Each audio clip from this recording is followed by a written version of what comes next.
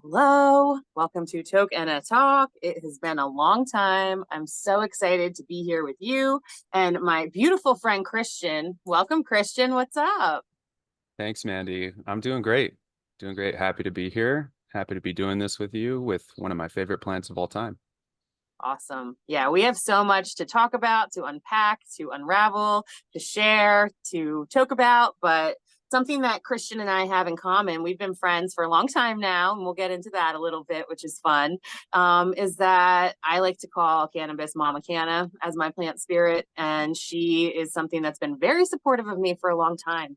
And it was something I kind of kept in the shadows for probably a good, I don't even know, 7 years before I really even let other people know I smoked. And it was this beautiful, slow dance for me. And it's been an incredible guide to my healing journey and helping me heal mentally, physically, spiritually, emotionally. And Kristian and I want to talk about that a little bit. I know it's been supportive for him too. And if you stay tuned, we're going to announce a co-creation that we're working on too. So we would love for you to join this conversation with us. Kristian, will you tell us a little bit about yourself? Maybe who you are currently and what you offer to start, and then we'll go there. That's a loaded question. I know, How right? do I define who I am? Uh, I'll just start by saying that I'm really passionate about helping others fall in love with life because I've had a tumultuous past and I've had a lot of really challenging things that I've had to go through, as we all have. And what really did it for me, aside from just feeling truly connected to the universe, was falling in love with who I am and falling in love with this life. And I can honestly say that no matter what struggles and challenges come up for me these days, I still have that self-love. And I hold that really firmly in my day-to-day existence. And that allows me to be able to navigate pretty much anything with confidence. And so I am a coach and a mentor, as well as a breathwork and meditation facilitator. And one of the ways that I also help people is through a facilitated cannabis experience in which we imbibe in the plant together. And I create a safe space for people to explore their inner world. Because what I've found with cannabis is that not only is it a beautiful life medicine and recreational ally, but it has a lot of medicinal qualities that people don't really talk about. There are a few people in this kind of world that talk about it and do similar things to me. But what I found is that it's a really potent medicine for bringing up whatever's going on underneath the surface to the surface. That's why it's a good conversational tool and kind of loosen you up and bring your heart forward. And I found within myself, I had a lot of wounding in my heart. I had a lot of self-worth issues. I had a lot of insecurities. And for a long time, I used cannabis to sort of escape those things. And paradoxically, they would bring them up for me while I was doing it. But it wasn't until I became more conscious and aware that I realized that's her medicine. She brings those things up for you to look at. And if you don't look at them, they're going to stay there. If you don't work on integrating those wounded parts of yourself, they're going to keep coming up and, causing problems in your life until you confront and integrate them. So really, I enjoy being high. I also really enjoy self-reflection. And that process is not always easy, but it's always fruitful. Mm, I'm so glad you do it. I'm so glad you're choosing to share it with us because I'm the same way. For me, it's funny. My cannabis journey started a really long time ago. Like let's see, I'm 38 now, and I didn't really start smoking weed till I was around 25. I dabbled a tiny bit when I was younger, but I did it to get off of pain meds. I had broken my back twice at that point, my neck, my sacrum, and the middle of my back. And I was on round the clock muscle relaxers, steroids, Vicodin, all this stuff. And I just didn't feel like myself anymore. And my brothers were like, Mance, why don't you just quit all these pills and smoke weed for like a month and see what happens? And I was like, when in Rome, I missed myself. So I was like, whoa, things started to like light up. And what you brought up was a lot of my own self-worth. So my discovery, my name Amanda means worthy of love. So my higher self and I decided to go on a nice adventure to take away all of my self-worth and learn what that meant and what that is and restore it back. And what you reminded me of when you were talking was, I can remember this like one moment where I was always so angry. I had like eating disorders and hated myself and thought I was just like the worst, ugliest person in the world. And I can remember one time just smoking and and Kristian and I met in Boulder. And I also had a memory of you and I toking and talking on a balcony at one point. We'll get to that too. I just remember looking in the mirror and having this moment of like, I could breathe and relax and be like, I love myself, and like, holy shit, I survived all this stuff. Here I am. And that's what happened is Mama Canna started getting me out of my own head and into my heart, and actually getting out of all these crazy thoughts I was having about myself and others and insecurities and all this stuff, and starting to show me the truth of who I actually was, and to get me to chill out literally and lay off myself a bit. And then I was able to start, like you said, it's like, for me, it was like a treasure map. And I love when I have aha moments or things happen and things come online to my own enlightenment, whether that's about the world or a perception of it or spirituality, or especially my own self and my own shadow work. And it'd be like, whoa, it's like this gate opens up. And I don't think I would have been able to advance in my own journey to where I'm at this point and continue going along it without it. And I cannot ever turn my back on Mama Canna. She's in our logo. She supported me so much, and she supports so many others. Absolutely. I mean, it's an interesting thing, because what I find when I partake is that, it sort of helps, just like you said, bring me into my heart, like, and being self-reflective on it. I remind myself, like, wow, you were really being an asshole right there. Like, as soon as you start to feel it, you just want to be nice. You just you just want to be kind, and then you kind of, I think you shine light on a good point. Like, it really does bring the shadow forward too, because the shadow is that part of the self that doesn't really want you to succeed. It wants to keep you separate. It wants to keep you in the dark. And oftentimes we act certain ways to keep ourselves separate out of fear. And that fear is usually located in the heart, I find. Yeah. And so partaking of the plant, it just brings all that right up to the surface, and also just, brings that self-reflection in such a way that it helps you sort of self-correct some of the negative behavior. And I've had quite a journey with it. Like, I used to use it as a crutch. I started probably when I was 14, and those are really vulnerable years. Those high school years, that's where a lot of my self-esteem issues actually kind of started. And so I would use it as a crutch, and eventually I realized it was a crutch, and I had to even take space from it. I take regular breaks from it just because I think it's important to love who you are without anything. And that being said, I know that I love cannabis, and I likely always will. It's in a way a big part of who I am and who I've become. And I think in the society that we're in today, it's been stigmatized because of the previous generations and the war on drugs. But in reality, it's probably the safest substance you could take. I mean, even if you do too much and you freak out, the worst thing that's going to happen is you're going to get the munchies and fall asleep. It's like that. Those aren't horrible side effects.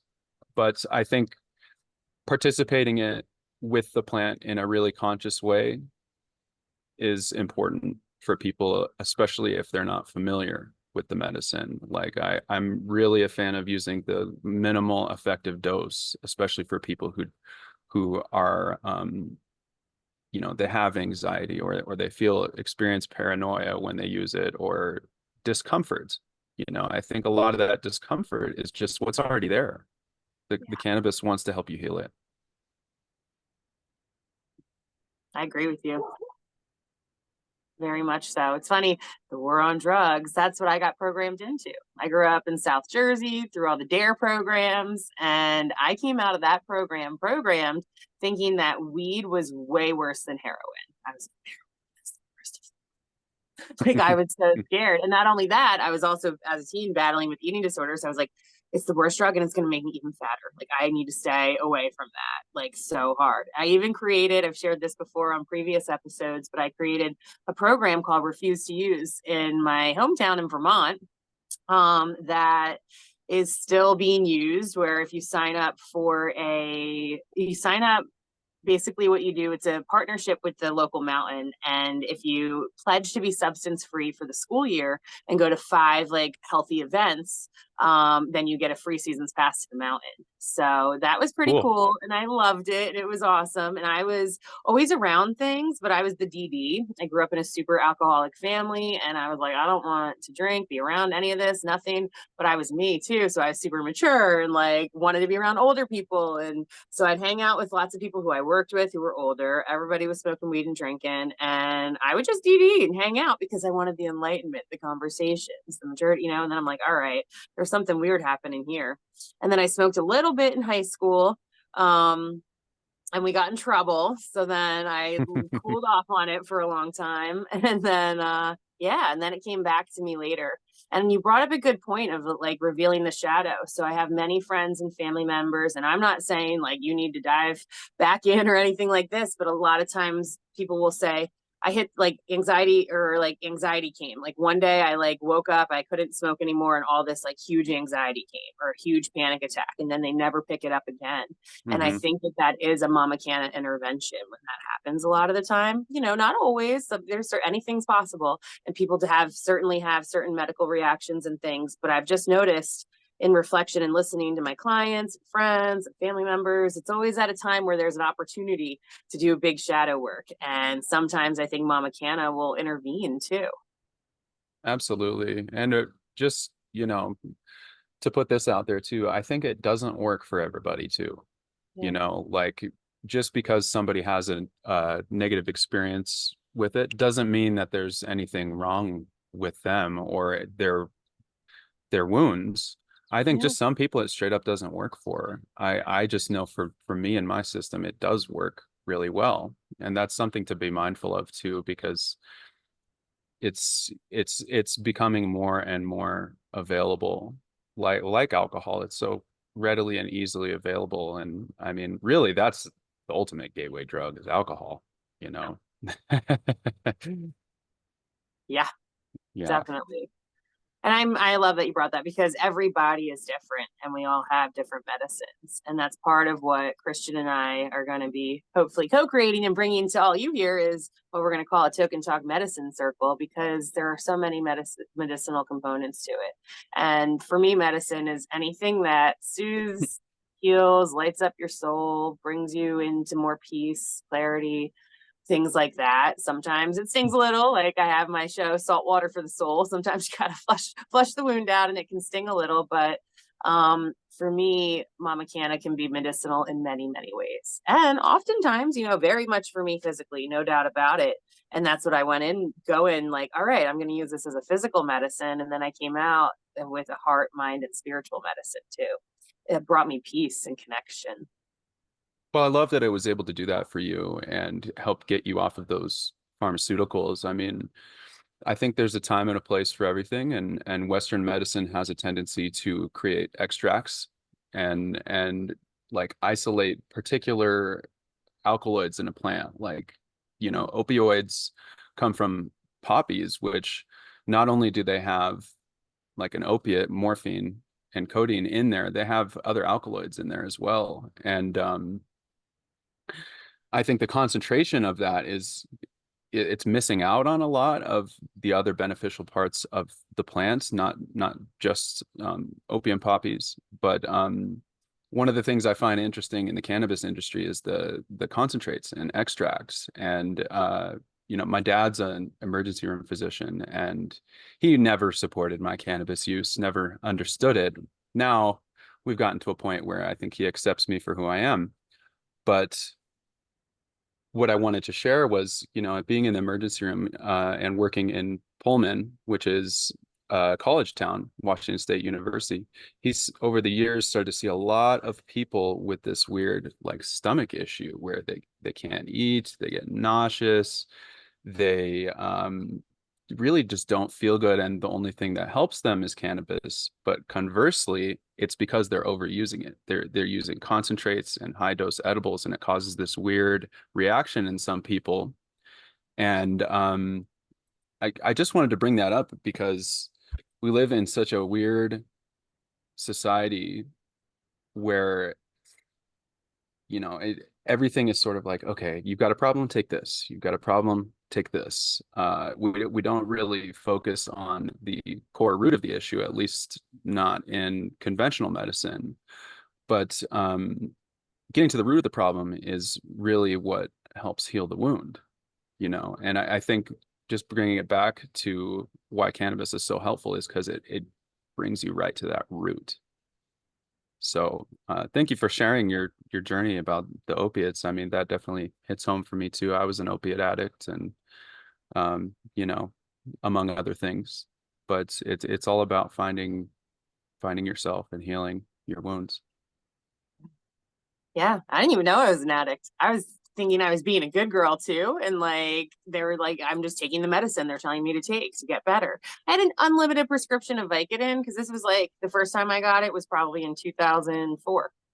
So like it was before, we started cracking down on that. And I feel like there was lots of money to be made and things to happen. And it was just like, here we go. And I had an unlimited prescription. Could have sold a lot of it in college and made money. Didn't even think about it because I was like, I need this. This is what I need. And then I realized I had all kinds of shit go down in college and crazy experiences. And that's when I realized I was like, I am like such an addict. And this like snuck in because my doctor told me to just keep taking it whenever I'm hurt, whenever I don't feel good, whenever, this nerve is pinching or whatever it was, and I broke my C3 and 4 in my neck and my sacrum in that first one. And I was getting all these migraines, and I was so I was competing in my first pro snowboarding competition when I was 18, and I ate shit and bounced and ended up breaking my neck and my lower back. But I didn't realize it because I was also like a hardhead teenager and I had gotten the wind knocked out of me. So I thought I just got the wind knocked out of me. And so after a few minutes, I got up and I was like, all right, snowboard down. I snowboarded down, and my mom's like, I think you should go get checked out. And I'm like, no, I'm fine. I just got the wind knocked out of me. So it was one of those things where I was really sore and in a lot of pain because I was like, I took a hit, and when you're an extreme athlete and you fall all the time, you're used to it. So you're like, all right, I took a real hard hit. So then 2 months later, I was teaching swimming in the summertime, and a kid jumped in the pool and grabbed my neck and it re-broke. And I was like, I think a kid broke my neck. Like, whoa. And I heard this loud crack and like got this crazy headache. And so I went, and they were like, did you break your neck and your lower back 2 months ago? And my mom was like, yeah. I was like, So I was like, yeah. I was like, I just thought, I just thought I was really sore, and just, and I very much grew up in the suck it up kind of like atmosphere, and I like walk it off, suck it up, you'll be fine. And I'd already like busted up both my ankles a bunch at that point, and it was a different kind of pain. And I was just like, no. So well, let me tell you so that's another story. But the second time I broke, that was the first one, those 2 breaks. And then the second time I got thrown off a horse and broke the middle of my back. It was like fractures to my L1 and T12, and they were compressed. And because that was like right in the middle of my whole body, that one changed everything. And that's when I had to be on a lot of steroids all the time. And I was just like, that messed me up too. I'm going all over the place because we're talking and talking, but it makes me think about as well, there's no problem. They're like, take all these pills and, use some caution when driving, but you can drive, no problem. I felt way more fucked up on all that shit than I do when I'm high. And, Yes. I think that there's a lot around all that and laws and things. And I think if there's a tolerance for alcohol, there should be a tolerance for cannabis, because people do have it in their system and use it medicinally, whether it's an edible before bed or, or they're toking or taking it in a tea or whatever works for them. It'll still show up in your system. And I had a good chat with some of my interns last summer. I was in charge of this educational beach program, and I had all these college kids, and it was so much fun. And we talked about it, and they were like, yeah, you just can't like, smoke like, and then drive it all. I was like, well, you can have a beer or two or a drink or two, and if you blow a 0.08, that's just fine. So I said, and honestly, I'm way more fucked up when I have 2 drinks than when I have a toke. I was like, so from my own personal experience, I invite there to be more conversation around this. I invite there to be, you know, some sort of like, as we're growing and learning and trying to legalize all over the country, it was really nice because when I moved to Colorado and met Kristian, I moved there in 2013 and I had no idea it was even on the table to become legal. And then all of a sudden it was January and everybody was like, it's legal. And I was like, what? And I'm like, this is amazing. And I got to see this whole experience. At the same time, I also worked as a social worker down in Denver at Colorado Coalition for the Homeless. And it was interesting because I was a housing counselor and all of a sudden there was this huge boom. People started moving out there. All kinds of different things were happening. We were losing all of our housing from landlords because they were either renting out to other people paying more, moving, or selling their properties. And then I was reading all these studies that most of it were families who had the money to be able to come with their sick children and get medicine. And there were all these families that needed medicine. There was definitely other things happening too, helping to create this boom that happened when I had moved there. But it was just really an interesting thing that I saw a lot and paid attention to and would see come up in the news, or different things would happen, and especially kids with epilepsy, and other things like that, because it was a place where people could like get access to it. Now, I live in New Jersey right now. We're allowed to have weed. I think you're allowed to have like an ounce of weed on you, but you're not allowed to grow. In Vermont, you can have like 6 ounces and you're allowed to grow like 10 plants or something. Like everything is a little different in different places. So it's also a medicine that hasn't been able to be accessed by many people yet either. I'm very grateful for that I've been able to, in my journey, just happen upon it because it was divinely guided for me, for sure. Yes, absolutely. I want to go back to Let's go something you back. said because I find it interesting and first of all, amazing that you have broken your back so many times and survived and are not paralyzed. So I'm grateful for that. But I find it really interesting that first you broke the base of your spine and the crown of your spine, like the two peripheries of your central channel, right? And then years later, you broke the middle. And I don't know what to think about that, but it's, You can go full woo-woo on me on that. well, that's what I'm like, okay, those are your energy centers, like your lowest and close to the highest energy centers. And then the middle of that, how much of that do you think was like a cracking open of your energy centers and rewiring of who you are? So much. So much. I think it had to happen, honestly. I think with all of the things that I had experienced at that point, and then like my sacral, like I had like with my neck and my sacral, like I had a hard time just with, I had gone through all kinds of traumas and dramas at that point. And I think that I was holding so much. Like I've learned, especially we as women hold so much of our fear and our pain in our womb space. It's a place where we can create and give birth to life. And it's also a place where we store and fear pain, hold fear and pain. And so I think at that point, I needed that to be cracked wide open, Mm, in order to keep evolving as me and not let my trauma and drama suck me in. mm. And I think that some of that is compounded from past lives too. I've always been really lucky to have lucid dreams since I was a kid and to be aware of a lot of things. And I always had I questioned God. I was like, I don't know what all this God shit is everybody's teaching about and hypocriting about. But I was like, angels, I believed in because I had experiences with them all the time. And that was something that stayed pretty consistent until I was about 19 when I hurt my back the first time, 18. And then it was like 24 when I broke the middle of my back. And that's when things started to open up a little bit more. But it wasn't even until a few years after that that more came in for me. Once I started to really heal all that and I wasn't like blocked, because I think all of the steroids and all that stuff, I think blocked me from my own spirit, from my own self, from so many things for a long time. Sure, because you had to tune right into this physical realm. Yeah. Everything was about the body, right? And if your body is broken, I mean, maybe that can be a doorway to the beyond if your body's really broken or if you're in a coma or something. But it makes it hard to want to focus on anything else, and it actually can't be your focus. Your focus has to be healing this vessel that carries you around. And I'm sure with something like your back, you felt it all the time. Every movement, you probably noticed it. There was probably a ton of fear that was released by your sacrum being cracked wide open. I mean, will you say a few more words about that? Yeah, well, it's interesting because I feel like that cracked me open into discovering my self-worth. Because then I went to college, I started playing rugby, which was so much fun, but I started drinking. I never let alcohol really in my life until I was like 18 and a half, I think is when I had like my first drink, which is pretty long, as all y'all know out there.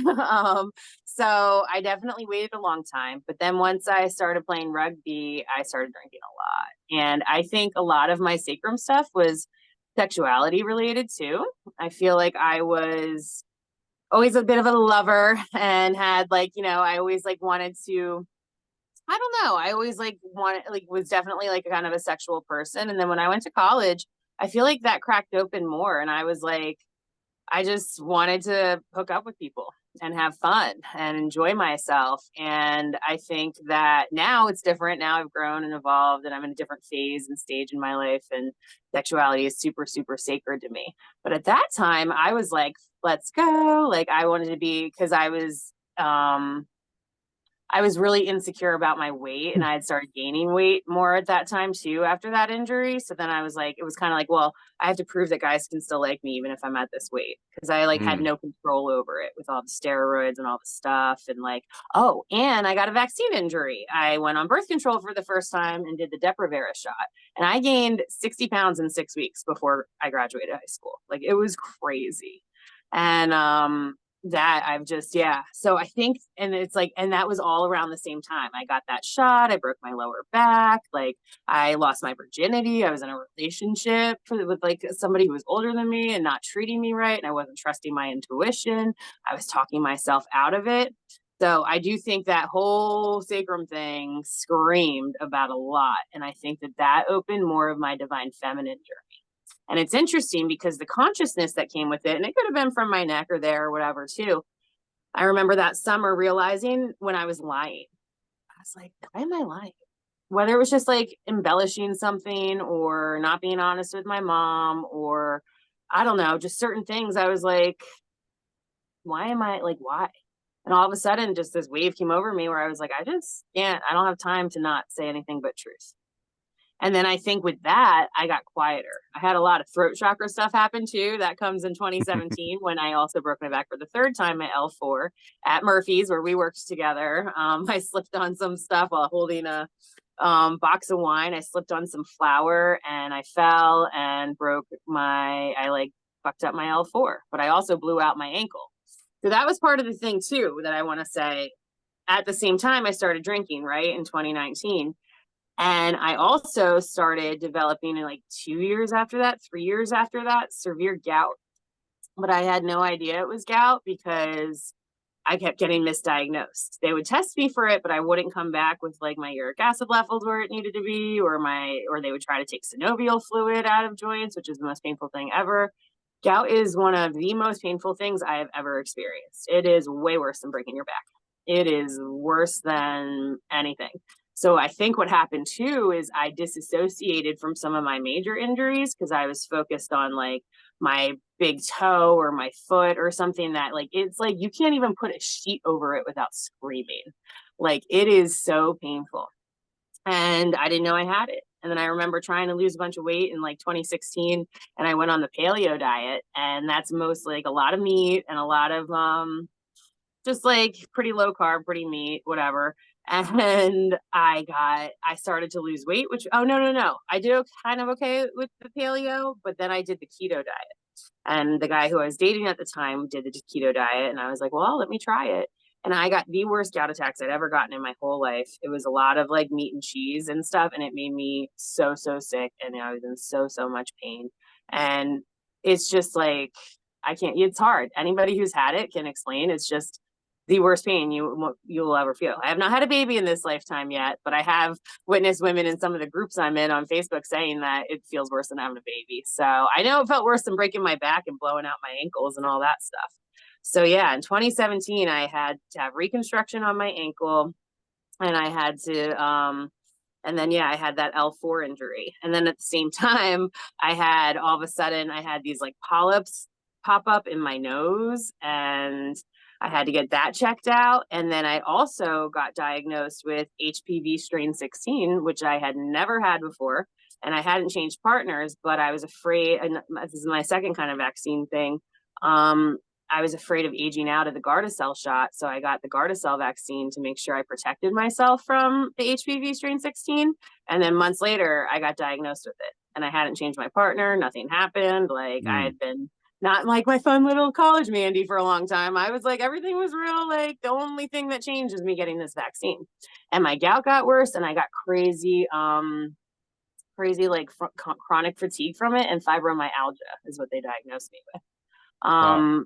So yeah, it was like just this storm and like of pain in my body. And I can remember too, at the same time though, I was becoming more conscious of all the thoughts I was having. And I remember taking a ride with one of our dear friends, Annie, through Boulder Canyon. And I had a convertible at the time. And I remember sharing with her, like, just being at war with myself. And she's like, "You talk to yourself that way?" And I'm like, "Yeah." Like, "Oh, huh." I'm like, "Yeah, this is what I say all the time." And she's like, "Yeah, that's not good." I'm like, "No." And she helped me on my spiritual journey, introduced me to a book, Light is the New Black, which brought me into Rebecca Campbell and this beautiful, amazing spiritual journey I've been on. And so much clarity came from that. And then when I was in like 2017, I like pretty much died and shriveled up and moved back home to New Jersey after being in Colorado. And the book Louise Hay, You Can Heal Your Life, came into my hands after going to a retreat at the Omega Institute with Rebecca Campbell. And I was like, basically, she just calls you out on like, oh, you like, so gout, it calls you out on your emotional thoughts or behaviors or patterns that cause physical dis-ease within your vessel, within your body. And I never thought of it that way. I never thought what I'm thinking could possibly impact my body at all. And Louise Hay is like the fairy godmother of affirmations. And the first person who ever taught me positive affirmations was your beautiful wife, Julia. It could be, I don't know if it's at the same house you're at now, maybe, but I went for a Reiki session, and it was my first Reiki session, and we had a beautiful Reiki session. And then she encouraged me to like write some affirmations after. And I was like, what, and she was like, I don't know. We kind of worked it out together. And I remember one of them was like, I have a thriving business. I feel at peace in myself, like all these cool things. So that was like the first time I'd heard the affirmations. And that was probably maybe a year or two before I had read this book. And so then it like clicked. I was like, oh, and it's like that seed had gotten planted by Julia, shocker. And then I ended up, it really, came to fruition once I got that book. And when I looked up gout means impatience and need to dominate. And I'm like, me? Like, I'm trying to be so nice to everybody. I try to be a good friend and boss and employee, and like, what am I trying to dominate? And then as I sat back, I was like, you said the magic words. I'm like, I'm an asshole to myself.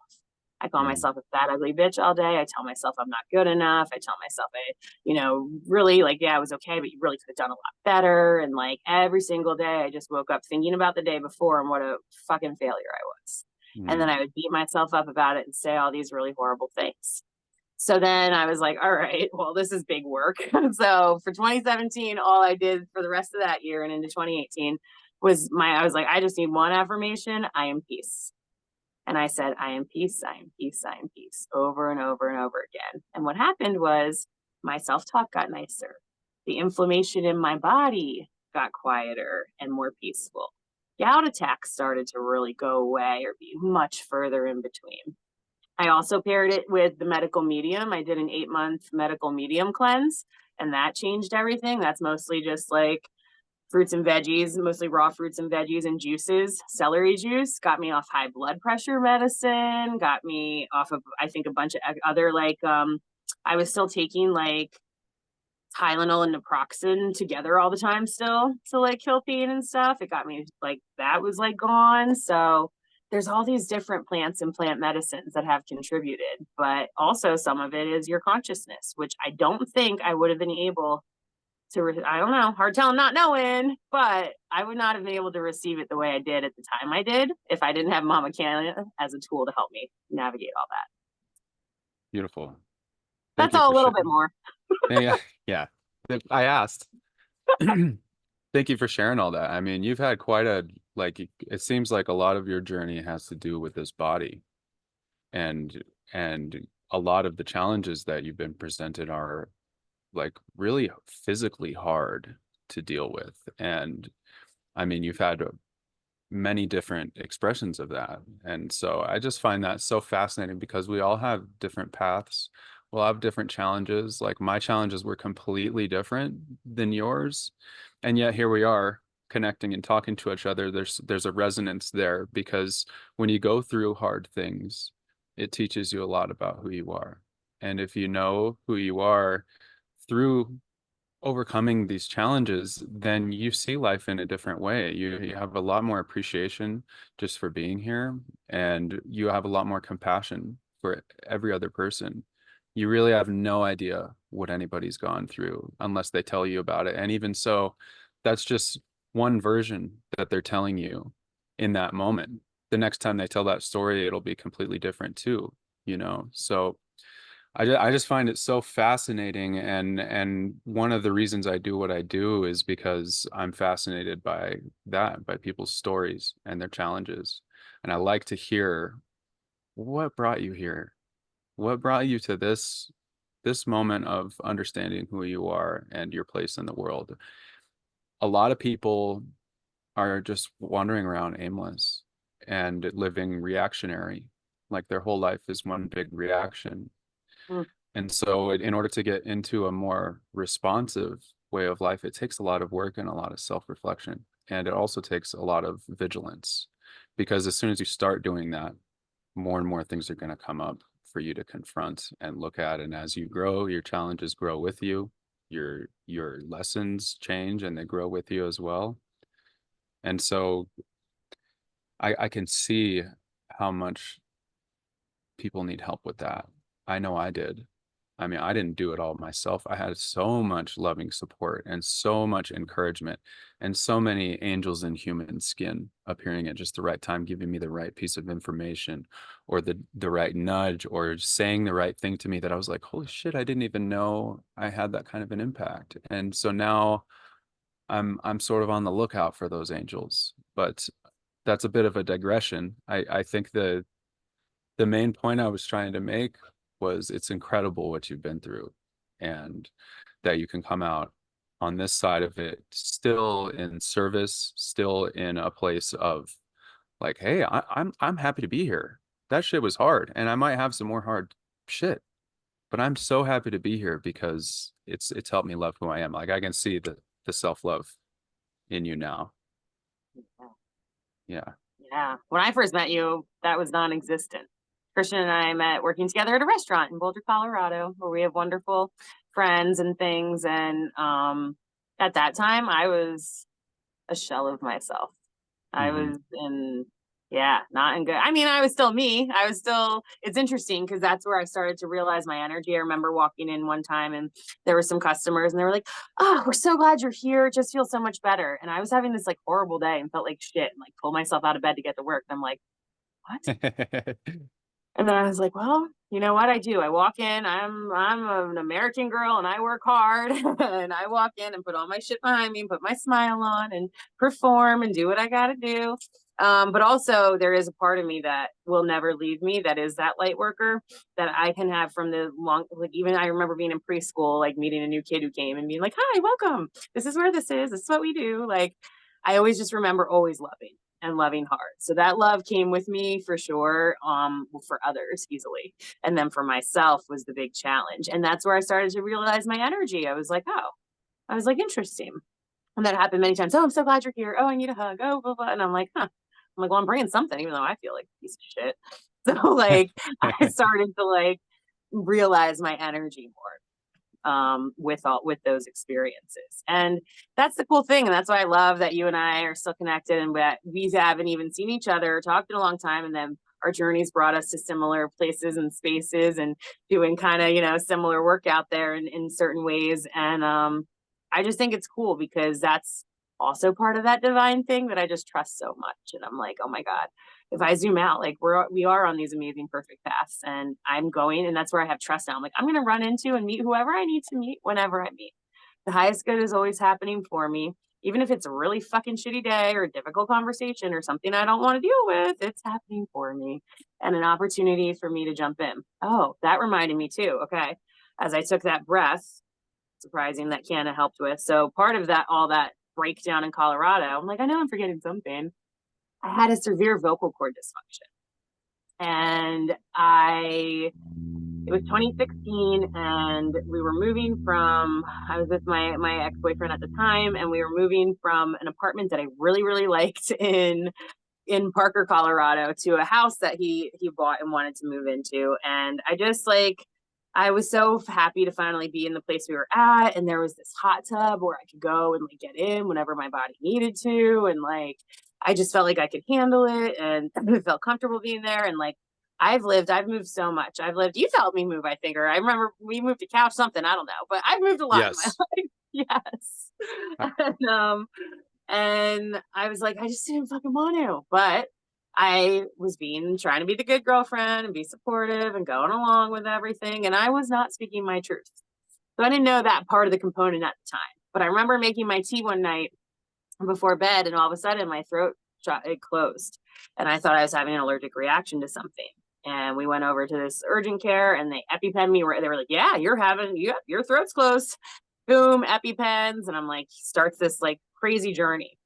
So then I'm like by myself one night. He had traveled for work a lot, and he was gone, and I was by myself at this new house, and all of a sudden it happened again. And I'm like, oh, the allergic reaction happened again. My first time taking break from weed in a while, because I was like, cannabis, like I don't know, like everything. I wouldn't eat, I would only drink water. I didn't know what was going on. And I remember I had to call 911, and I had to give myself an EpiPen by myself. Nobody else was there to like help or guide me through. I was just like, all right, here we go. And I just remember you like stab yourself in the leg, and then you get this huge adrenaline rush. So they made me do it because as I was talking, my voice got smaller and smaller and smaller to the point where it's like, and they were like, Whoa. stab yourself now, like administer now or something. Like, so then like a minute or two later, my voice started coming. I was like, and so then like knock, knock, knock, like all these super hot firefighters show up from Denver because it's in Denver. And I'm like, I open the door and I'm like, thank you for coming. Like, they're like, can you sit down and let us take care of you? This one really handsome, nice guy, I'll never forget his face. He's like, can you just sit down and let us take care of you? And I was like,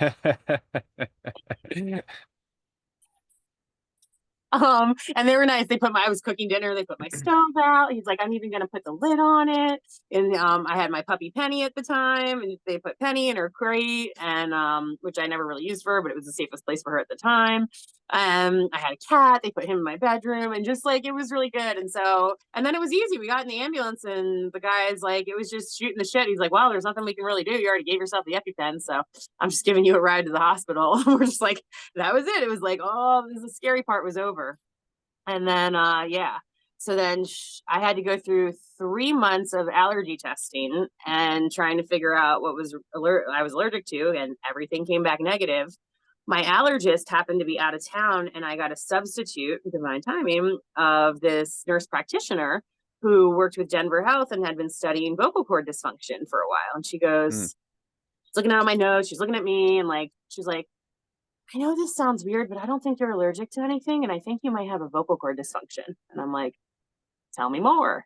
She's like, did you ever get diagnosed with seasonal asthma? I'm like, yep. I'm like, pretty much every sport, every fall, like, and I had to run for, whatever sport I was playing at the time, and snowboarding and different things. And I was like, and when I'm outside or at restaurants, when we work at restaurants, if I went into like a refrigerator or a freezer, I'd be like, like my throat would close up. And she's like, no, I think you're having like a vocal cord dysfunction reaction. I'm like, okay. So I end up with this like woman who's amazing, and she's like one of the leading researchers on vocal cord dysfunction. And she worked in Denver, and I was like candy. She was like, oh my God, like, because I have to work on it. I had to go to speech therapy for like 6 months, but like I had to learn how to breathe the right way while talking again. I will say like 20 words without taking a breath, and you're supposed to say like 5. And every now and then you'll hear like this, this like click, which it did a little while ago, which reminded me of that. So what I realized after all that and learning, so the things that trigger vocal cord dysfunction the most are like any sort of pollutant, like chemicals, hairsprays, like rooms, air conditioner sprays, the car like fresheners that are all chemically like kills me. And one of the things when I was commuting to work in Denver, I drove by the Purina factory where they made all these like dog and cat food, and you'd be hot and you'd be sitting on the highway there and I'd smell it and all of a sudden I'd be like I couldn't breathe. So the way you heal vocal cord dysfunction is learning how to breathe the right way, breathwork facilitator, learning how to deal with triggers. And I loved her because I'm so tough love and like, well, I'm never, because I can go all over the place. But part of the reason I really got into the spiritual work I do is because when I did the social work stuff, I felt like I was enabling as opposed to empowering. And I hate just giving, telling people like, yeah, you're triggered, so tell everybody else you're triggered, and then they got to walk on eggshells around you. I'm like, no, I'd much rather let's work through this trigger and figure it out. What's the opportunity to heal? How do we make this, work better for you and for everyone around you who loves you, as opposed to creating, So I was like, I want to heal this. So she's like, yeah, no, I encourage you. Like, if you're outside hanging out with friends and somebody's smoking a cigarette, stay right there. She's like, don't even walk away. Start doing your breathing exercises, see what happens. She's like, yeah, cigarette smoke's bad for you, but it could be anything. She's like, whether you're around a chemical or at the Purina factory or whatever it was, because like bleach would get me, just certain things all of a sudden, or perfumes, colognes. It would irritate me. So I was like, okay. So she taught me how to do these like swimmer breaths where you go, and the way you breathe, it opens up your rib cage first, and it starts to kind of respasm it and open it, and some other ones too. But it was mostly breath work and speech therapy that healed that. And with my vocal cord dysfunction, if I can't get a hold of it or something happens, the worst that'll happen is, which hasn't happened to me yet, is I will pass out and my body will respasm and start breathing on its own. Now, right, the spiritual component was I was hard not speaking my truth or being honest about what I wanted, and all I was doing was compromising and going along and not speaking my truth. When I had broken my neck when I was 18, I was doing the same thing with a bunch of other situations where I wasn't speaking my truth. And I felt like it all came back around for big healing. And the more I learned how to be honest and speak my truth, the more this relaxed. And the coolest part to wrap up that story was she goes, I know it's a little controversial and it sounds probably a little weird for your vocal cord dysfunction, but do you smoke cannabis yet? And I go, yeah, but I haven't in 3 months because I'm afraid I'm allergic to it. So I really think it's going to help you. The doctor said that? Yeah, I was like, well, it did before. She goes, well, I'm seeing all these studies where it helps you to relax. It helps you not to stress out, because what's the most stressful thing you can go through is thinking you're not fucking breathing and that your throat's closing off. Yes. I would sit in the hospital parking lot for hours in like spring of 2017 thinking in case I had to go in, because I was like trying to manage it, but it was getting worse and I didn't know if it was going to close off. And so I started smoking weed again, and she encouraged me to take these really nice big, as big of breaths as I could with it. But I also would always take all these shorter mini tokes, which I still do. Some of my friends, they take a nice big rip or hold it or whatever. Me and my lungs and vocal cords don't like that a lot. Part of that too, another weird injury. I'd flipped my car in high school and broke my sternum in a car accident. And I was teaching swim lessons. And so the accident happened. And then probably like 6 months later, I was teaching swim lessons again. Or actually, I was a lifeguard instructor, I think, at the time. I was teaching lifeguards. And you have to dive down to the bottom of the pool to get a brick. And I would get like 6 feet and like it would like crush the pressure. I'd be like, ugh. And I did like, and it was like this weird residual injury that I had for a long time, where if I got under pressure for a certain amount of time, like, or a certain feet, and for a certain amount of time, it would just feel like my whole chest was like crushing, which was interesting. Fascinating. I know. I've got more. This is just circle. The coolest thing was to have this doctor be like, I think this is going to help your breathing problem. And I'm like, interesting. No shit. And it did. And I started just taking my little mini puffs and I would relax and it would open me up more. And then if I have a vocal cord, I realized too, if I had a vocal cord attack, when that's what they call it, like an attack, but really it's my own body freaking out something, but they call, in medicine, they like to call it, you're getting this attack or gout attack or whatever. And I'm like, now I'm like, it's me attacking myself in some weird way, or spirit telling me I'm not, being honest. And a huge part of the gifts that I offer now have to do with my voice. I do so much counseling and lead meditation and talk to people, and I have more with that coming. And I have, I'm still writing my book. It's obviously a long story and a little complicated. But there's so much to do with my voice, and I was just letting it go. And my angels and my higher self were like, not in this lifetime. And we're just going to keep, for me, it's like, I look at it as like, yeah, that stuff happened. And like, I could be like, oh, it happened to me. Oh, I bring me back. Oh, I slipped. I'm like, that was me. That was my energy that walked into all this and created all this, even when I was little. And my ankle, I had a really hard relationship with my dad. A lot of crazy things happened.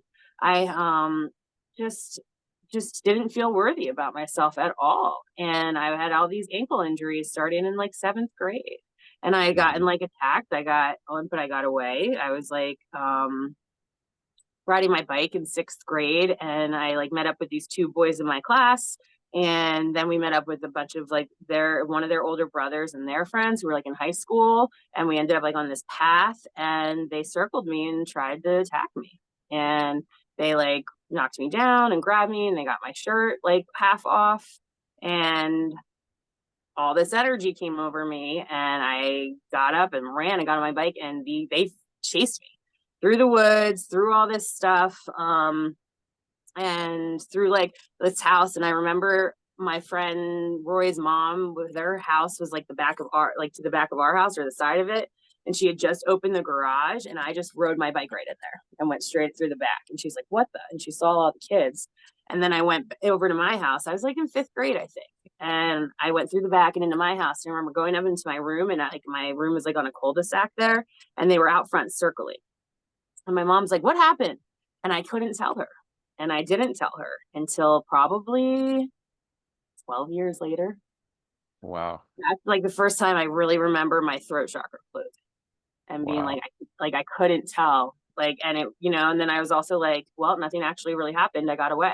I talked myself out of it too. I was like, well, that wasn't whatever. I'm lucky. I got away. So I remember that being like one of the first times it really presented in a weird way. And I was a kid, so I couldn't consciously understand it at that time. But I still think, because of the things I went through with my dad, because of everything, I still think I attracted some of that on some level, the experience, in order to, even if it was later on, bring light to what had happened. Like, is it okay they tried to attack me? No, none of that's okay. However, same thing. Every time I broke my back or something crazy happened, now it's like, I'm like, I literally almost died so many times. And I literally get to wake up every day. So the first thing I do is take a deep breath and say, thank you. Even if I'm not feeling the hottest, even if I'm having a gout attack, even if it's just like growing pains with whatever's happening in life, because you get more conscious, you get more woke, get more whatever, but life still happens, and you still have to show up every day. And the people who you love the most, relationships are going to shift and change, careers are going to shift and change, even just growth is happy, like I love my dogs. They're amazing. They're already 8. I know they're not going to be with me forever, so like, there's just, you have to show up every day, no matter what, anyway.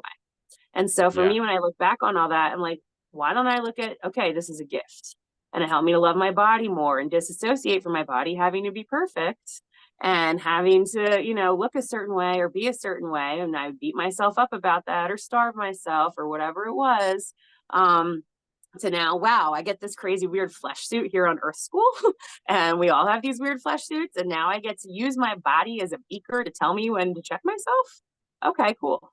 And then when I look back on that, I'm like, yeah, I could look back at, I went through all this shit, and oh my God, this happened. But now I look back, I'm like, I'm that fucking powerful. I created that to overcome so that I can be conscious, so that I can continue to like learn and be, we are learning so much as humans right now. We are investigating so much, and, mental health and therapy have gotten popular, over the past 10, 15, 20 years. But prior to that, it didn't exist. And, our parents didn't get to do all that, and our grandparents definitely not, and theirs.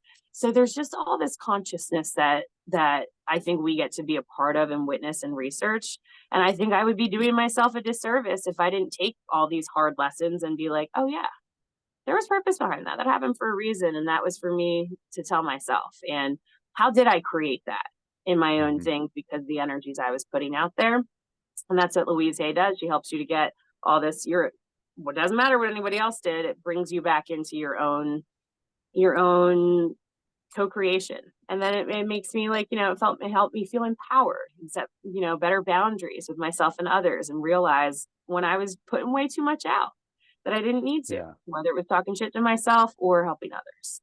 So there's so much that goes into it all. But the only thing I can say is that I do look at it all now as it happened for me and it was a gift, and that I get to relearn how to create my body. And I do think our bodies and our minds and our souls always want to keep healing and changing. Most people, even the shittiest, most unconscious people I know, still wake up wanting to do better than the day before in some way or another in some corner of their life. So it just gives me a lot of hope. But anyway, another long ramble Yeah. or token. I'm talking. Yeah, there's just to be alive is the greatest experiment that there ever was. And I think a couple of things you said I'd really like to touch on. And the first one is just about the power of our voice and our words, and how, our mental wheel is always turning. A lot of that is observations or perceptions about the way things are. And when things are not going well, it's really easy to focus on those negative things. I think we talk ourselves into existence way more than we think we do.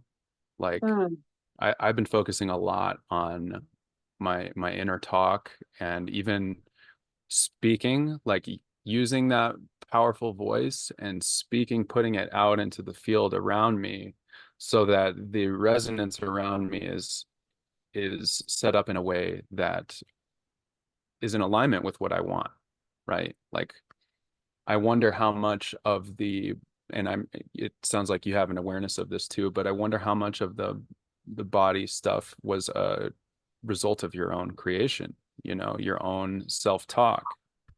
Yeah, yeah, no, literally all of it, I think. And I mean, it's like we're casting spells all the time and we don't even realize it. And unless we're aware of the spells we're casting, we can be getting ourselves in a lot of negative situations. And I'm by no means a master of this, but it's something that I'm aware of and working towards. And as soon as you are aware of it, you can't be unaware of it, right? As soon as you no, realize you that can, but that then you're like, I'm being an asshole to myself. I'm literally choosing to like not. And it's like, you can't, once you get to a certain point, you can't go back without like kind of just calling yourself out on it. I love that. yes, yes. And I think ancient peoples understood this far greater than we did. There are a lot of different symbol systems that sort of embody this belief about the spoken word and the logos. Like, there's Kabbalah and Jewish mysticism, there's ancient Germanic runes, there's the whole Sanskrit system. Like, all of that is centered around using the voice and speaking your life into existence. And I just love the idea of sound being the origination of all of this.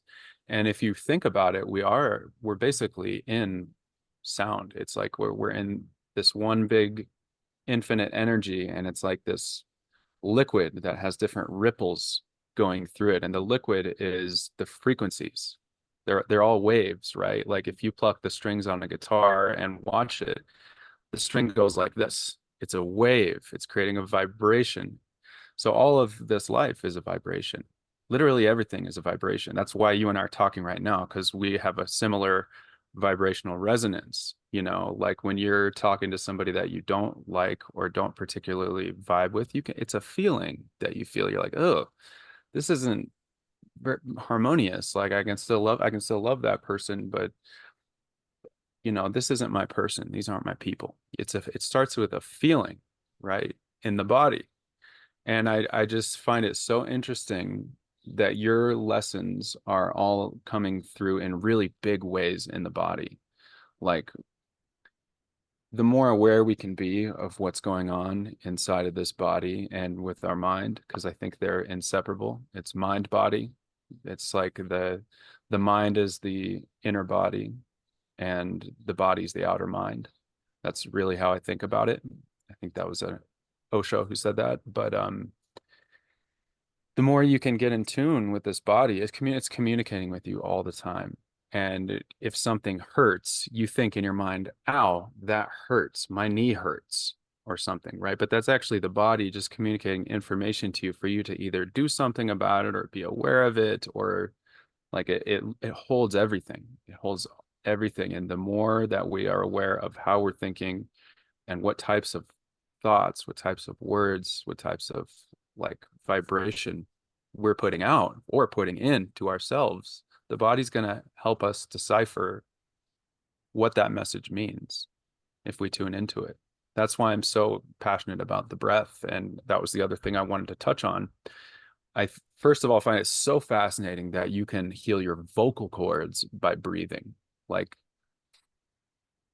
that's amazing.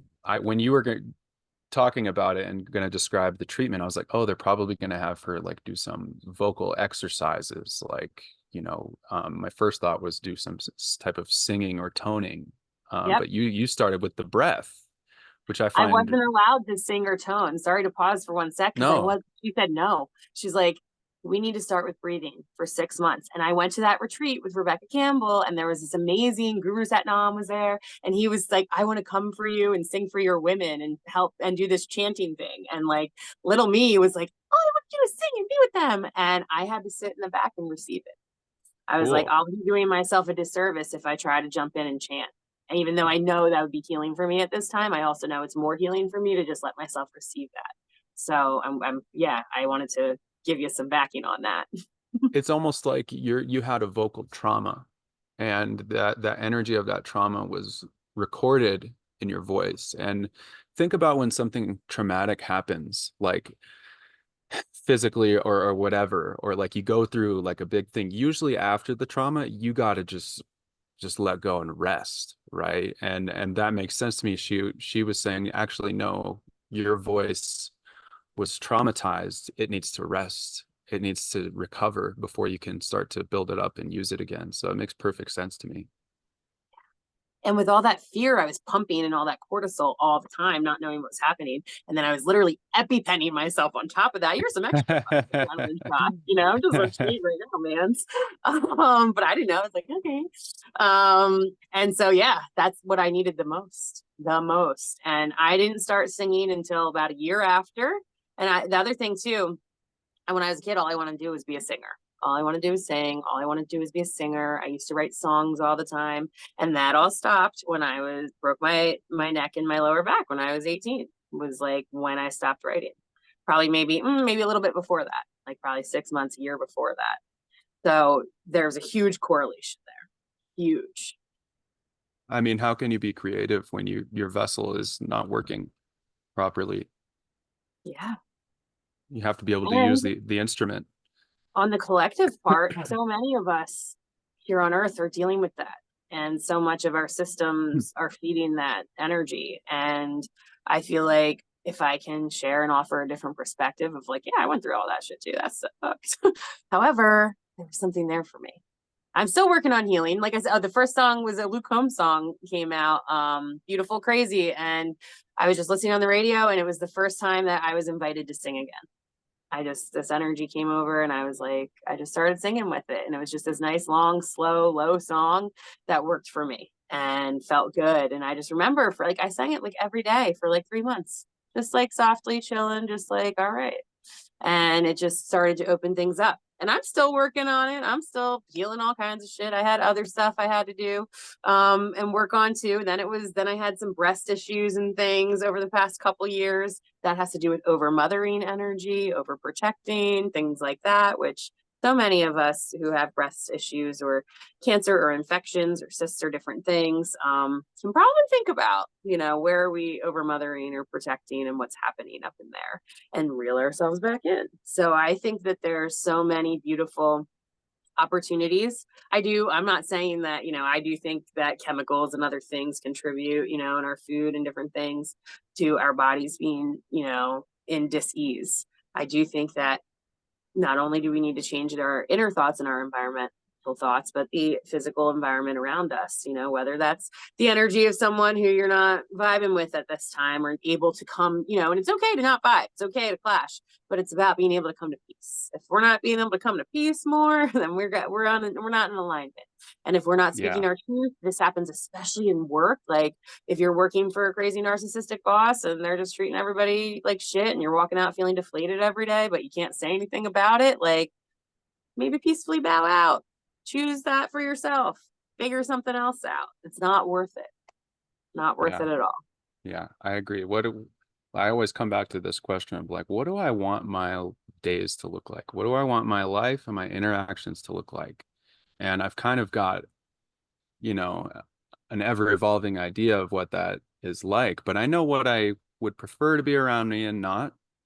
And so filtering sort of my relationships has become really pivotal just for my family, really. Like there's certain people over the years we've had to sort of cut ties with because we just weren't in resonance anymore. And then as we did that, people who really were in alignment started to the space was open for them. Like that's again just this vibration. You can feel it. You can feel if you're not in resonance, you can feel if you are. And it's okay to, I think it would be unwise to say that you can cultivate purely harmonic relationships because there has to be that disharmony too. Like you have to interact with people you don't like too, and that's what helps you appreciate how much you do like them. But the only way you can do that is by knowing who you are, knowing yourself, and constantly reflecting on what that means, and like how do I want to show up in the world? What kind of interactions do I want to have on a regular basis? What kind of greater environment do I want to create for myself and for my family? All those things come from just that one question of who really is it in here that's experiencing this in this body, in this life, this time. Yeah. And what agendas am I playing into? And what stories am I creating right now? And what do I Yes. actually want to create? And I love that you mentioned basically cord cutting. Like at the end of the day, I joke around with my clients. I'm like, oh, I cut my, like if I'm with someone, I'm single right now, but if I have a partner, if like it's my parents, whatever, I cut the cords with everybody every night. And sometimes, especially, I feel like we choose our families. I think we incarnate into them. I think sometimes we need great space and distance from one another for reasons. But I think it's a great act of love to recognize that and take it from a place of love and cut that cord, because then what happens is you take that big space and then you allow that old story to fade out. And then if and when, the time is right, something new will come in and both of you will be new and different people because both of you have changed and evolved regardless of how conscious you are or not over that time. And then you get to decide, maybe co-create a new foundation or build a new house and what that looks like. And so many of us, all of us go through it, most of us, especially light workers, with our families. And, they install the triggers. They create the buttons that we got to heal. I think it's Ram Dass jokes around. He's like, you think you're healed, you think you're woke, you think you're enlightened, go home and spend a week with your family. Have fun. That's so true. It's Well, really right? true. Yeah. So this is where I embody it. And I live with my mom and my Nana, and we take care of my Nana and my disabled uncle. And some of my friends totally get it. And they're like, yeah, you should do that. Take care of your family. Some of my friends are like, you're crazy. Why would you ever go there and do that? Like, they're like, what? But for me, it's an honoring of the lineage. And not only that, it's the best opportunity for me to heal myself. And, there is, like they say, sometimes you can't heal where you were broken and sometimes no, but sometimes if you want to be willing to go in there, oh, how can I completely switch this? My Nana, she'll never watch this. She doesn't even have an answering machine. She has stopped evolving. You have to call her. You can't even leave her a message. You have to catch her on the phone. And it's been like that since I was a kid. And she's not nice. She's really mean, really, really miserable. She never gave us hugs or kisses, never told us we did a good job. She kind of likes dogs a little bit. She likes kids a little bit, but I think mostly to yell at them and have control. And Like every single one of us in this whole family has tried to bring her presents, tried to make her happy. Oh, do you like that, Nana? No. Cook her a whole Christmas dinner. How was it? Tastes like shit.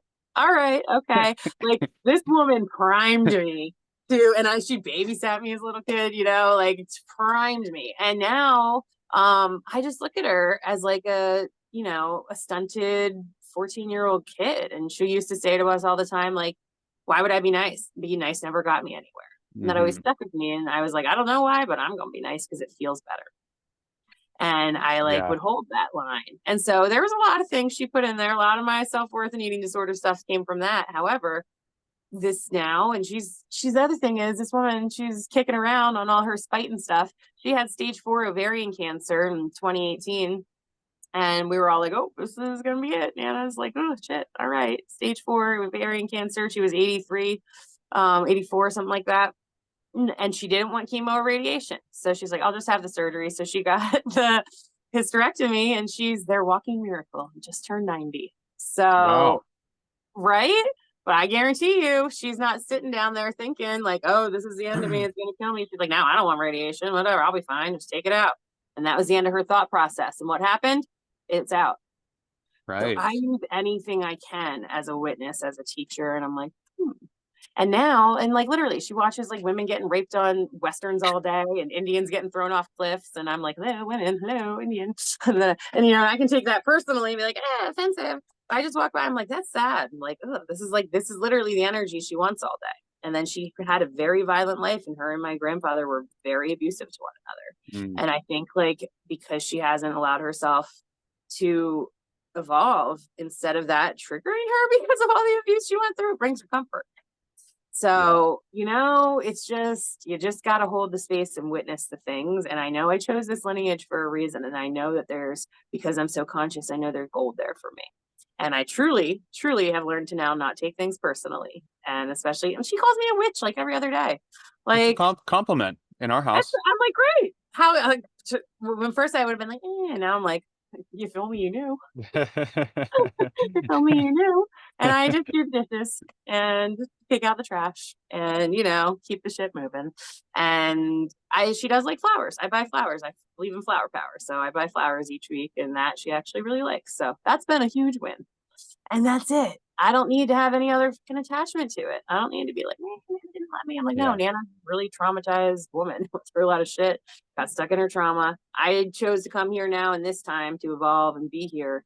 And I've had enough, and you know, and I lived far away for a long time, so I had enough space. And now I just cut the cord and have compassion. I don't take any of that personally. Yeah. When I used to, it used to stab me in the heart, cry for days. Well, it's those ones that are the hardest to love that need it the most, really. And Right? that's all as challenging as it may be. If you can remember that, it's actually pretty easy. You know, you can hold a boundary and still love somebody who you can see is just actually hurt and in pain. And just like you said, we chose to come into this life, and we also have a choice of whether or not we want to learn the lessons of this life. And some people just don't want to learn the lessons, and that's okay. I believe Okay. they'll just keep coming back, and eventually, over the aeons of infinity, they will continue to evolve. I think ultimately all of us will evolve back into the Godhead because we're never separate from it anyway. We're just here in a forgetful state, trying to remember. And those of us who remember it's our duty to help other people remember too, you know. And we forget all the time too. We get caught up in our own mind and ego and the narrator that like there's all these different parts of us, right, that judge and narrate and criticize, and that's all just separation, right? Like we're here to unite. We're here to learn how to love each other, especially those challenging ones. And I think we're here to enjoy. This is like this is heaven right here. I'm out in my garden right now, and you know, it's one of my favorite places because there's just so many little stories happening all the time. If you just sit for an hour and just watch, like you'll see so many amazing things that are just happening everywhere all the time. And we're not separate from that. I think we've tricked ourselves into thinking that we're separate or above what all this is, but we're it. We're an expression of it, and actually a really amazing expression of it, because we can question it. We can ask how or why. We can really deeply think about it and try and connect with it. Different than all the other animals. You know, there's something extra that humans have that can be a gift or a curse, depending on how you look at it. But I see it as a wonderful gift, because we're the ones that realize that we are this creation. Everything else just is in creation. We actually have the ability to conceptualize we're actually this too. And how cool is that? Literally That's lights me up. that's why I like cannabis so much, is because I get to that state very easily. Like I just have a little puff and I'm just like, this is amazing. This is truly mind-blowing that I'm even here right now. And I think you have thoughts on cannabis that you can't have without it. And that it makes me think, like, something I've been thinking a lot about is there's no such thing as sobriety, realistically. Like, you know, Oh, you can say people drink coffee, smoke cigarettes, eat sugar, over exercise or whatever, where it's all chemicals, you know, that are being released. Even if you're like, I don't do any of those things, I just eat food and drink water.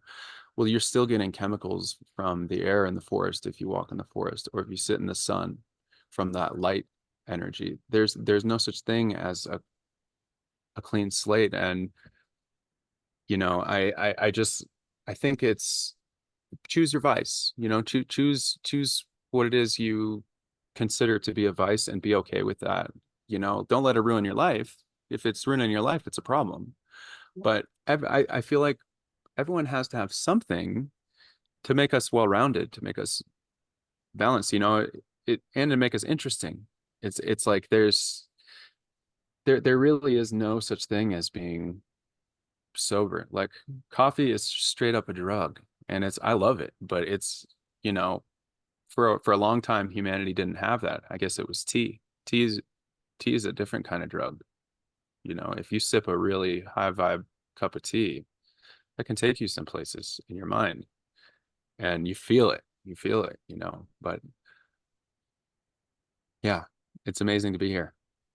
I love that too, the Yeah. sobriety point, because I think I watched like a Barbara O'Neill thing. She was saying that, like, you're not sober if, you know, you eat too much, or you don't get enough sleep, you're not sober, or this or that. And like, and I was having the same thoughts. I'm like, well, even if it's in your heart and mind and you're being stressed that day because you're, I'm running late and I'm stressed out and oh my God, I'm gonna be in so much trouble. My boss is gonna hate me, blah, blah, blah. You're just pumping fucking cortisol and shit through your body. Hmm. You're doing it yourself. You are naturally creating the environment to not be sober, even if you think you are. Like, so I love that you brought that up. And like, what is that exactly? Because Well, that's a great place. everything is a procession, right? There's nothing fixed or finite in the universe. Everything is in motion. Everything is a dynamism. And so how can you say I'm sober? Well, maybe you're sober right now, but maybe, you know, when you go to sleep tonight, would you consider that to be sober? If you're having a psychedelic dream, or if you're flying or talking to Abraham Lincoln, like that's an altered state. It's natural to humans and even some animals. So keep toking Well, on. obviously, you know, we can joke and talk about all kinds of things, which, you know, oh, I did want to say too, the other doctor that same year, because I had my ankle reconstruction, part of my issue with that is they put the wrap on too tight after. And for 10 days, I was in all this crazy ass pain. And I was like, yo, and I was going through I don't know, I think they gave me some like oxys or something. I was going whatever my painkiller was quick. And I was like, I need like more. And they were like, no, you need to like get through this. And I was like, I deal with pain and this is something's wrong. And they were like, you just have to deal with it.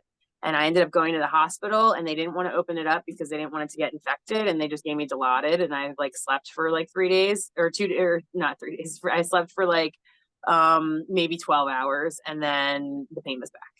And I was like, okay. And then I had to wait another 3 days before I got to see the doctor. So, or my surgeon. So it was like 10 days out on this thing. And they unwrap, and I still have nerve damage. They unwrap my thing, and my like incision looks really great around my ankles, and my toes are purple and huge. And it was because my circulation was cut off because they did the thing too tight. Come on. And they were so mean to me going in there, like, and basically just treating them. I felt perceived like, this like fat, lazy girl, like complaining about her meds, blah, blah, blah, like, her injury when she's fine. And they were like so short and irritated with me when I got in there because I'd been calling, and they knew like they just were treating me like I was an annoying pain person. And then all of a sudden they both started calling me sweetie. And like the guy was a male nurse, like cutting it off, and he was like, oh my God, sweetie. And I'm like, and I remember my brother was with me too, and he was like, You're like, you asshole, you guys screwed it up. Yeah. And so then my surgeon turns to me and goes, Mandee, you checked you like to smoke weed, right? And I'm like, yeah. He's like, did you stop it all during this? I'm like, yeah, because you told me to. He's like, you should start again. He's like, I've come to find that that patients who smoke weed regularly and then go off of it for surgery have more pain because your body wasn't ready for that shocker to adjust it, and then you're not having one of your favorite tools to help you assimilate to the shock or something. Who are these doctors that you're talking to who are just like, yeah, just go get high? You're Maybe I'll send this to them and see if they're interested in me sharing who they are. And I'll tell you off screen because you live close to both of them. One's at Denver Health, and then the other one was through some sort of sports medicine. I gotta remember and look it up. That's the other thing. All my traumas and dramas, I clear a lot of details. And I remember living in Florida after all that happened, and I was literally carrying all these medical notes so I could prove to everybody what I'm like. No, this actually happened, because I always felt like people didn't believe me. And I remember taking this huge box of all this shit I went through, all these MRIs, all these surgeries, all this stuff, and I threw it in a dumpster in Florida and was like, I'm just done with all the stories. Whoever wants to fucking believe me can. Whoever doesn't want to. And I need this not in my vessel or my wheelhouse so I can create new and build forward.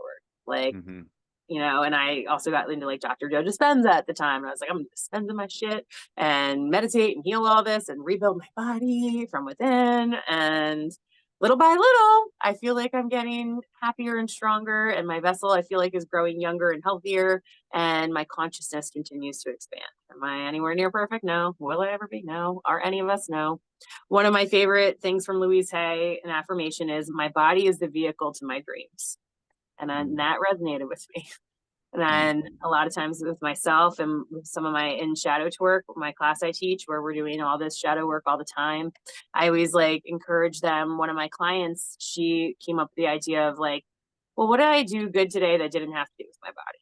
Like I just was like a good, aunt to my niece, or I helped her draw a picture, or, I spoke to someone on the phone and made them feel better. And like, yeah, I had to do these with my body, but it wasn't like I could like be of service and just let my body be a good thing. Let my body be there to like be a good thing and to help and be a helper, as opposed to like, oh, I'm doing this, but I look like stupid and ugly and blah, blah, blah. Like, what did I do to show up? And so then I would start like making notes of like all the really good things I've done, and like think about it in that way, that I didn't need my body, or that I could it's a miracle I could walk again the right way. I had to go through physical therapy for 7 months to work on my gait. Oh, the physical therapy / physical torture. But like, I'm like, wow, they said I would never dance again. They said I would never snowboard again. They were like, you're lucky you can walk, like, take your wins. And I'm like, hold my celery juice. Let me see what I can do. And now I dance, and I just taught snowboarding again for the first time when I didn't think I was going to be able to really snowboard the right way like that ever again. And I did great, and it was awesome and fun. And I was like, holy shit, my body did heal and can heal and wants to heal. And yes, I could get hurt. And that's the other thing. I have had friends who've gotten hurt snowboarding and can't, and never will be able to. Now they do it, in a paraform or in different ways. And which I'm thinking, well, if I did break my back, I would still be out there doing it the way I could. So now I'm going to do it the way I can right now without any fear. If I get hurt, I'll deal with that then. Like I'll dispense with that shit then. I'll look into what shadow work I needed. Whereas before I feared it at the time. Like, I might get hurt. I was like, oh, I might roll my ankle. Now I don't even think about it. Beautiful. Yep. Yeah, it all comes down to belief, I think. Yeah, right? Like, what do you really believe in? That's what's going to be real for you.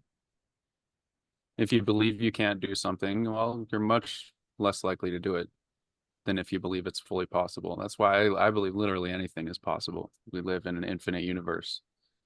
So That is the that's definition of 5D to me. a 5D. Living Okay. in a 5D consciousness is believing anything is possible. It's a much more fun way to live, I'll tell you that much. And interesting things happen all the time, I think, because I believe life to be that way. Or maybe you just notice them more. I'm like, I'm out of my own shit. I'm not focusing on, oh, is my outfit ugly? I'm actually like, oh, there's a butterfly. Or oh, did I say the wrong thing and this person hates me? Mm, Fuck that person. Love you, but fuck you. Why? mm. Why? Why am I even caring? It's in that whole thing. It's none of my business what anybody else thinks of me. And I had to learn that because my nana was always keeping me small. You're too much. Shut You up. know, Blah blah blah. that's an interesting aspect of cannabis that has really helped me because I used to like say I'd go and do something for my business, or I would go have a conversation with somebody, and I'd feel really good about it. Felt natural, it felt like me being me, and then I'd be like, all right, now I'm gonna go enjoy some cannabis, and so I would smoke weed, and it would take me to this place of being like, oh, why did you say that? Oh, um, they think of me this way. They probably think I'm weird, or did I say something to offend them? All these little like kind of negative, like doubtful voices would start to appear for me. And I noticed that, but I was just like, I would kind of just like not pay attention to it. I just like, you're ruining my high. I want to enjoy this. Like, but then I started looking into it, and I was just like, you know what? Like, this seems to happen a lot.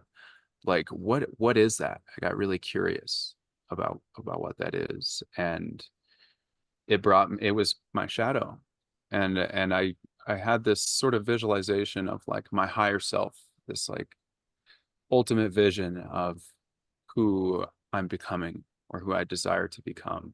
And he's like glowing golden light and, very confident and commanding. And, he's doing the light work, doing the good work. And then down here was my shadow. And he's in like a pit with water in it. And he's wearing shabby clothes and is skinny, and there's no way out. He can barely see the light. This whole vision was the result of a coaching session by one of my friends, and also exploring through cannabis and going deeper into what that meant. And I really saw this and felt it. I was like, oh my God, that's like that part of me is so hurt, and it's disparate. It's like it hates being down there so much, but it wants to bring me down there with it. It wants me to suffer with it. My higher self wants to just carry all of us. And I realized the conflict within myself was like a conflict of when I would partake of cannabis, the shadow took the stage. He took the voice in my head, and he was spewing all this stuff to bring me down with him. The remedy to that was deciding, okay, I hear you. I hear you down there. And I hear that you don't want to be alone. But there's more than enough room up here for all of us to go with the higher self. You can still have your voice, and I'm not going to choose to listen to that because I prefer to go with the higher self.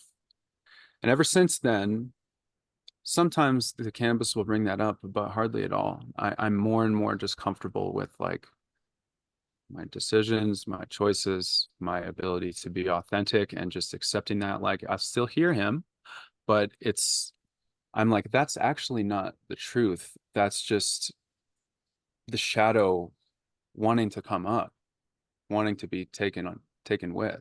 and be acknowledged, because that part of us, that's part of what makes us whole and human, is that we have these two sides of ourselves inside, and they're oftentimes in turmoil. But how do you get them to dance? How do you get them to be friends? How do you accept all of those dark, shadowy, ugly, negative parts of yourself? How do you actually love those parts of yourself? If you can love those parts of yourself, that voice automatically gets quieter, because it's just like, I love and accept all of me, that it's all welcome. And I know I don't have to be perfect, because perfection would actually be inhumane. The part of our flaws are what make us who we are in a lot of ways. And they're what make us interesting. It's like salt in the soup, you know, like I love that saying. Too much, it becomes inedible. Not enough, and it doesn't taste very good. You have to put just the right amount of salt in the soup. And so, you know, my lovely lady probably doesn't like it very much, but sometimes, I'll be crunchy or whatever, and she's like, "Oh, you're, Salty. just thinking of the place," and salt in the soup. Sorry, what do you want? Well, you got to let yourself go there to evolve out of it, right? That's the thing. And it's part of the shadow too, is we ignore it's behind us. We don't want to turn around and face it. Yeah. And Mama And Candace's like, hey, well, and it usually if brings you a want feeling to with it too. Like it's usually like anxiety or fear or anger or doubt. Those are all like feelings that don't feel very good, you know? And so when that becomes your reality in the moment, then you think that's what's true for you, but it's actually just coming up because who knows what happened in your life, but something happened that created that shadow, or many things happened that created that shadow. So it's fascinating to me. You have to start getting fascinated with your life. If you're not fascinated with your life out there, you're doing something wrong. You know, that's how I feel. It's like, because like I said, I literally almost died so many times and so much fucking shit happened that it got to the point where I was like, I'm here again today. Like, life's Yeah. a gift. And let me just, I'm walking some of my friends, losing one of my best friends, lost her partner to cancer young. They only were married a couple years. Like, one of my friends and good friend, she lost her daughter, and I got to walk her through that. Like, it's also temporary.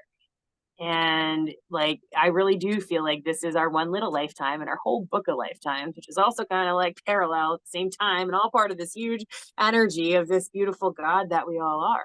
And we very much are of nature. And I do think we're here to learn, to soften, to grow.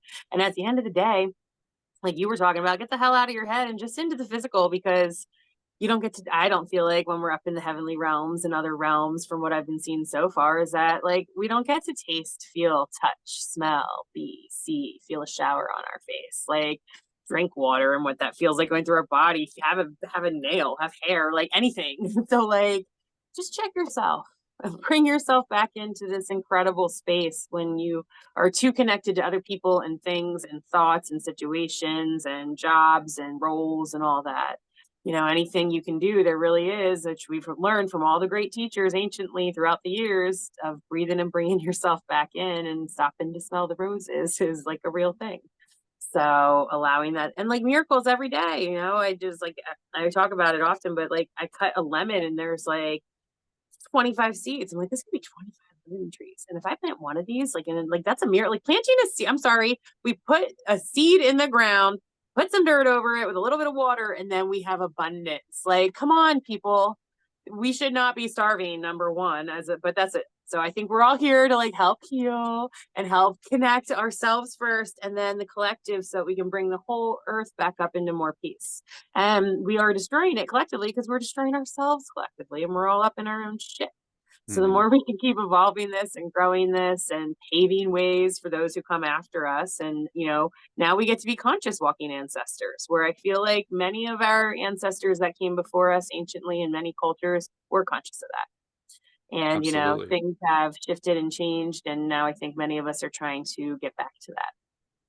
Right. The reciprocal way of being with the earth and tending to the earth used to be the norm.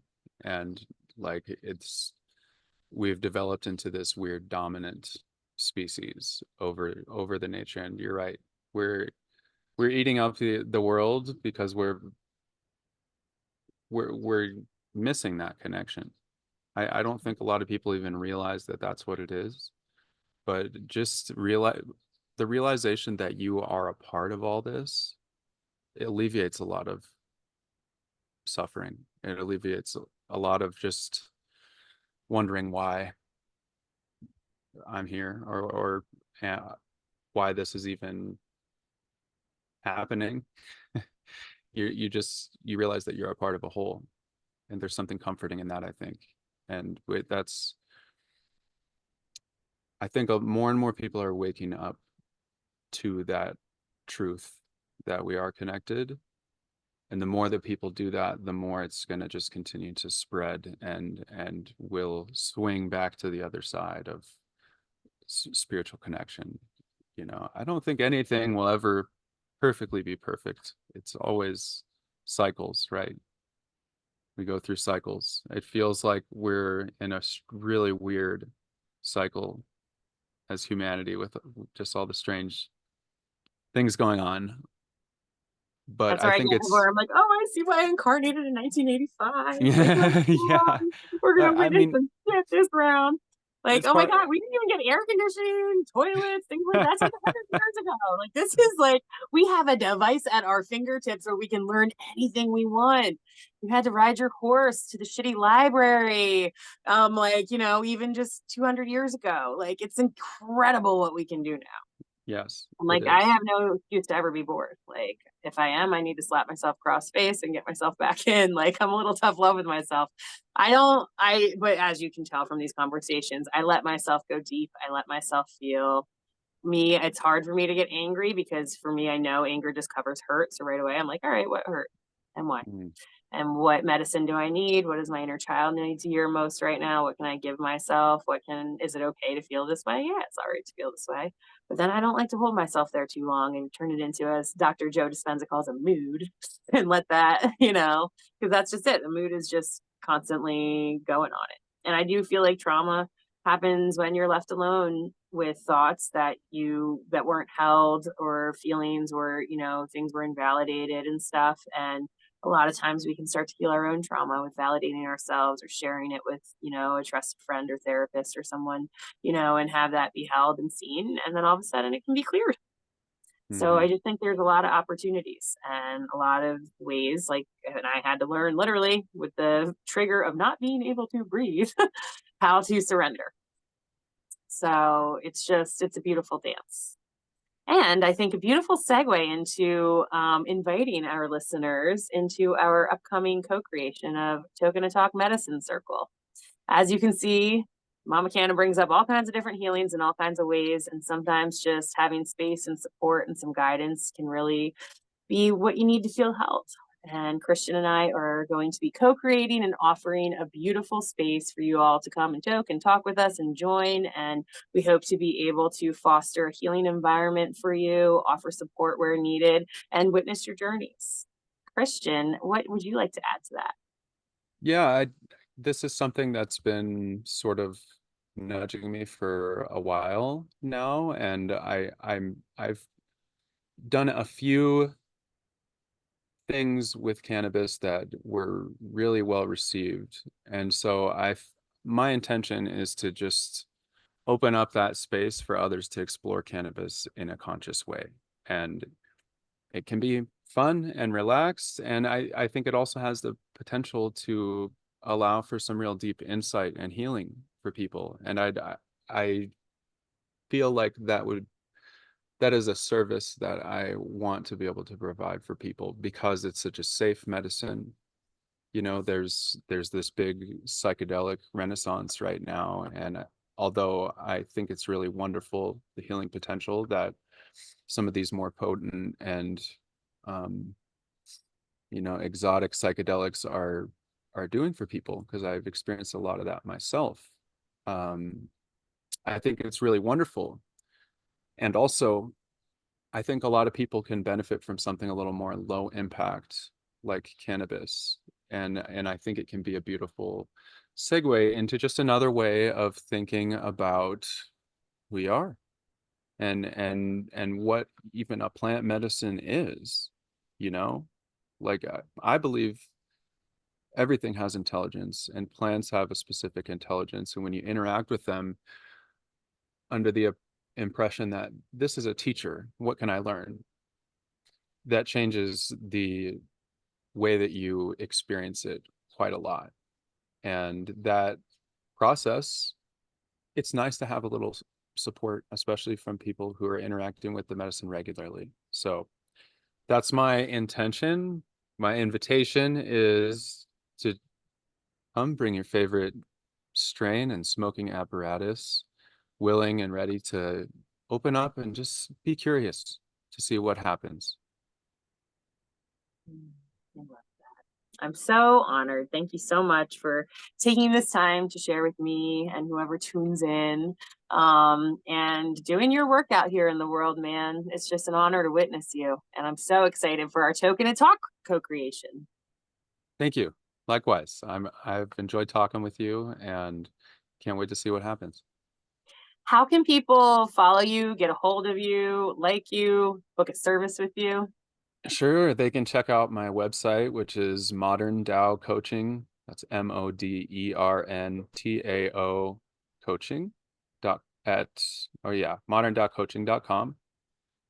My email is moderndaocoaching@gmail.com. And you can find me on Facebook, Instagram. You know, that's it. Beautiful. Yeah. And I am Mandee Elam. You can find me on seagoddesshealingarts.com. You can email us at seagoddesshealingarts@gmail.com. And we are on Facebook, Instagram, and YouTube with our beautiful creations. And please give us a like, a share, a follow, subscribe to our email list, and stay tuned for Toke A Talk Medicine Circle. I think hopefully coming in September is our tentative plan right now. And we will bring you more details and some more structure around that as we get a little closer. But in the meantime, we invite you all to keep your eye out and join us. And if you're watching this in the future, then see if we got one going on and you can join us, because we'll probably be in there. Big love, Kristian. Thank you so much. Thank you.